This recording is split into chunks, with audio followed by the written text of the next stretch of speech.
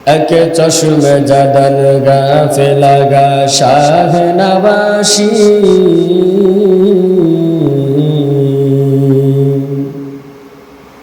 এক চশমে জাদান গাফেলাগা শাহ নবাসী শায়দ কে নিগাহে গুনগাহ নবাসী हारून ने कहा वक़्त रफ़ी लबनी पे सर से